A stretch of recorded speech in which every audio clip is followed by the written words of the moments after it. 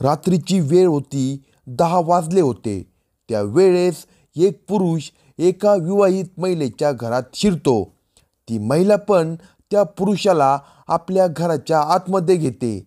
घरामध्ये त्या महिलेचा भाऊ आधीपासून झोपून होता आणि त्यानंतर जेव्हा दोघे एकमेकांसोबत बसून बोलत होते, एकमेकांसोबत मजा करत होते, त्याच वेळेस त्या महिलेचा नवरा अचानक घरामध्ये शिरतो आणि दोघांना भोंगळ्या अवस्थेत पाहतो.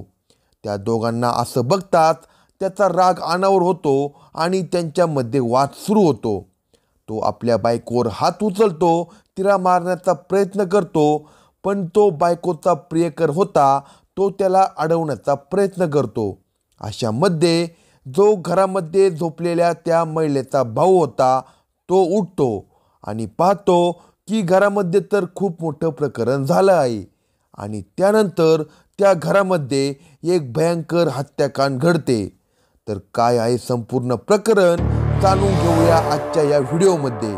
पण त्या अगोदर जर तुम्ही आपल्या चॅनलवर नवीन असाल तर चॅनलला सबस्क्राईब करा. यवतमाळ जिल्ह्यामध्ये दिग्रस नावाचा तालुका आहे.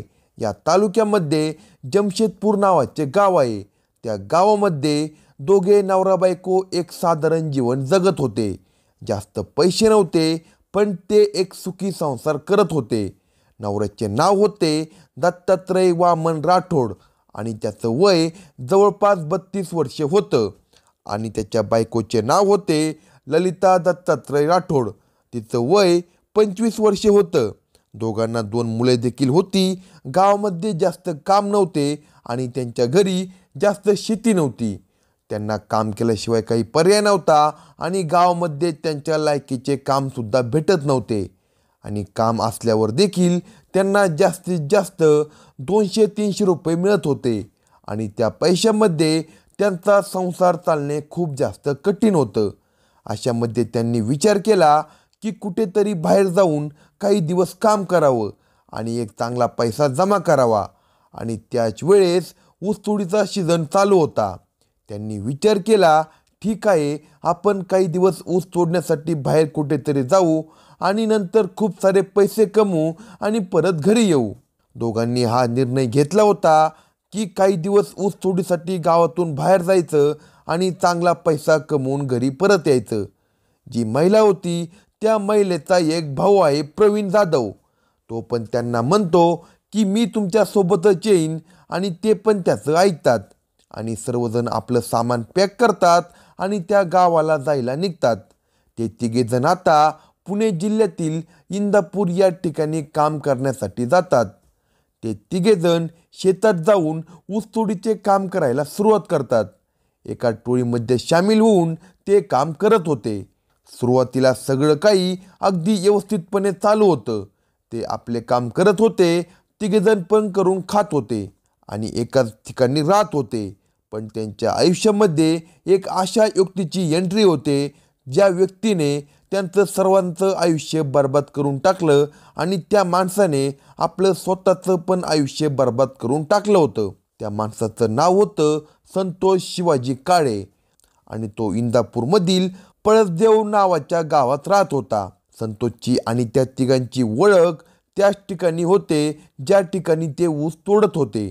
संतोष हा पहिल्या वेळेस त्या महिलेला बघतो, म्हणजे ललिताला बघतो.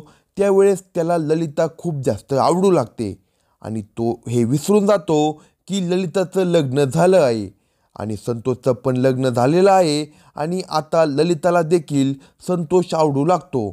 तो दिसायला थोडाफार चांगला होता, त्याच्याकडे भरपूर पैसे देखील होते. अशामध्ये दोघे एकमेकांवर मनातल्या मनामध्ये प्रेम करायला लागतात.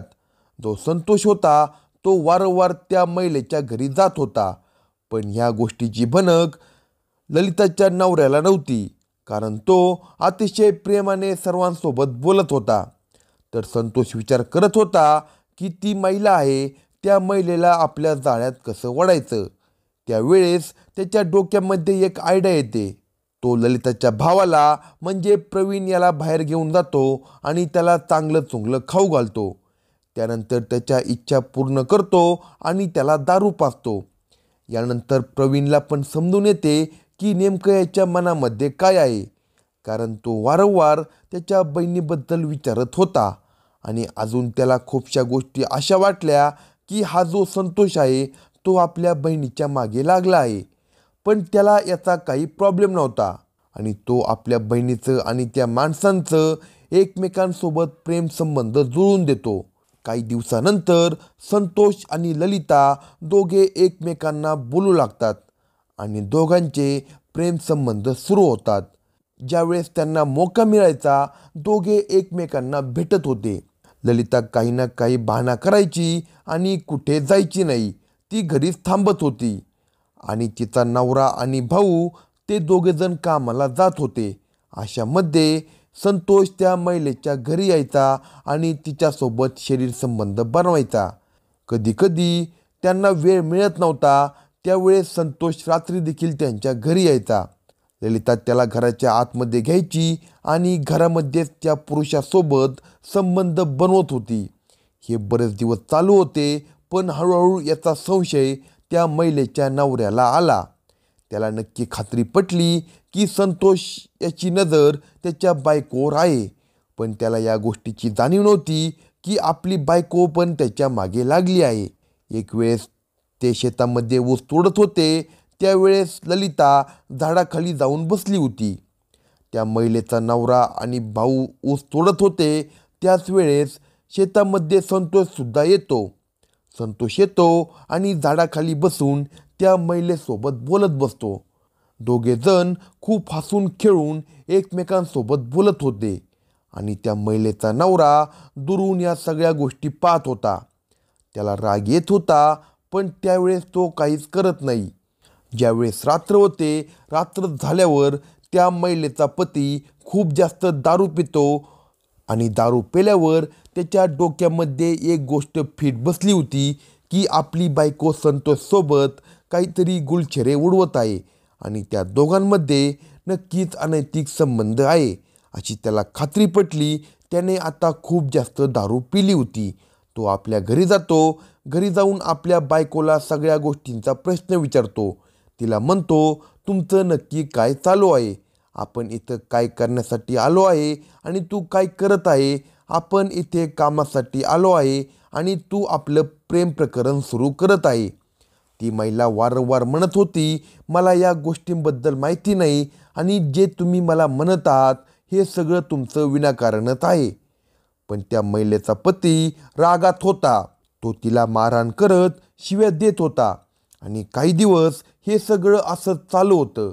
पण ती महिला काही ऐकायला तयार नव्हती आणि त्या दिवशी म्हणजे 8 जानेवारी 2025ला ती महिला आपल्या प्रियकराला म्हणजे संतोषला फोन करते आणि त्याला म्हणते की रात्री 10 वाजता माझ्या घरी येऊन जा. माझा नवरा रोजच्याप्रमाणे आजही खूप दारू पिईल आणि लवकरच झोपून जाईल. आपल्याला भेटण्यासाठी चांगली वेळ आहे.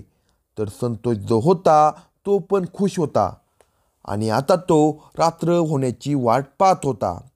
रात्र झाल्यावर तो आपली 4 व्हीलर घेऊन त्याच्या घराकडे निघतो. संतोषने आपली गाडी थोडी दूर लावली होती आणि तो चालत चालत चुपचाप त्या महिलेच्या घराच्या आतमध्ये शिरतो. ती महिला पण त्याला घराच्या आतमध्ये घेते आणि सर्व लाईट बंद करून दोघे एकमेकांसोबत बोलत एका कोपऱ्यामध्ये बसतात. थोडा वेळ असा जातो. जो त्या महिलेचा नवरा होता त्याला अचानक जाग येते. जाग आल्यावर तो पाहतो की घरामध्ये काहीतरी चालू आहे. तो उठतो आणि लाईट चालू करतो. तेव्हा त्याला आपली बायको संतोषसोबत भोंगळ्या अवस्थेत दिसते आणि त्याला याचा खूप जास्त राग येतो. तो त्या दोघांवर मारण्यासाठी जातो, पण जो संतोष होता तो त्याला शिवीगाळ करत आणि उलट त्या महिलेच्या नवऱ्यालाच मारत होता. अशामध्ये घरामध्ये असलेल्या त्या महिलेचा भाऊ प्रवीण उठतो आणि बाहेर येतो आणि पाहतो की घरामध्ये तर खूप मोठं प्रकरण झालं आहे. अशामध्ये तो आपल्या बहिणीची साथ देतो. त्या तिघांनी मिळून त्याला मारहाण करण्यास सुरुवात केली. तिघांनी प्लॅन केला होता की आज काही पण करून त्याला जिवंत सोडायचं नाही. तो पहिलंच खूप जास्त दारू पिऊन होता. त्याला समजत नव्हतं की नक्की काय होत आहे.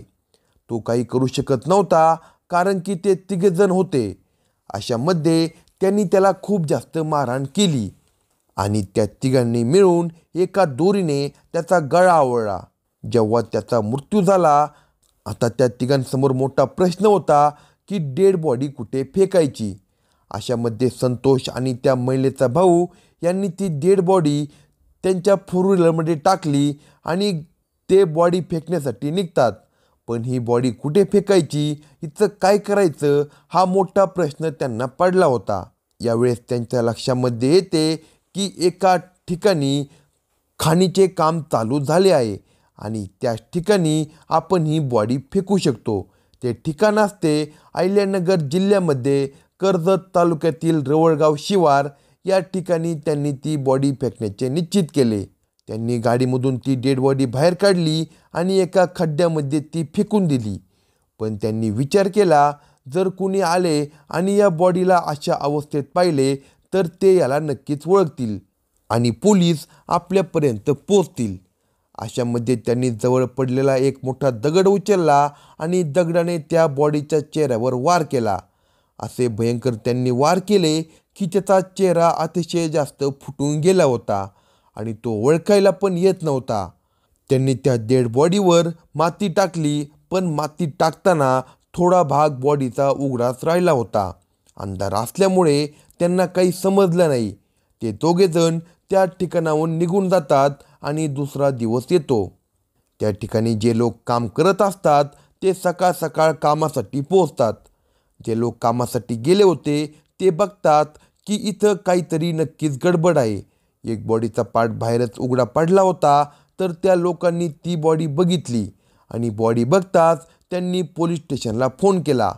कर्जत पोलीस स्टेशनचे पोलीस अधिकारी घटनास्थळी दाखल होतात आणि लोकांच्या मदतीने त्यांनी ती बॉडी बाहेर काढतात. पण ती खूप जास्त विद्रूप अशी होती, तिचा चेहरा ओळखायला येत नव्हता. त्यामुळे पोलिसांनी आजूबाजूचे जे लोक होते त्या सर्वांचे स्टेटमेंट घेतले, पण पोलिसांच्या हाती काहीच लागत नव्हतं. नक्की हा माणूस कोण आहे आणि अशा अवस्थेत याला कुणी फेकून दिलं, याची हत्या कुणी केली, हा प्रश्न पोलिसांसमोर पडला होता. पोलिसांनी ती बॉडी पोस्टमॉर्टमसाठी पाठवली आणि त्या हत्येची चौकशी करायला निघाले. एकीकडे ती महिला आणि त्या महिलेचा भाऊ आपल्या गावाकडे निघून गेले होते. जे त्यांनी सोबतीचे लोक होते ते ऊसतोडीचे काम करत होते. त्या लोकांना पण कुठे ना कुठेतरी ही गोष्ट खटकू लागली होती की अचानक हे लोक कुठे निघून गेले. पोलिसांनी आपल्या वेगळ्या वेगळ्या टीम बनवल्या होत्या आणि जवळपास जो पण त्यांचा एरिया होता त्यामध्ये त्यांनी शोध तपास सुरू केला होता. पोलिसांना माहिती मिळाली की ऊसतोड करण्यासाठी आलेला एक मजूर गायब आहे. पोलिसांनी त्याच्या बायकोला चौकशीसाठी बोलवले.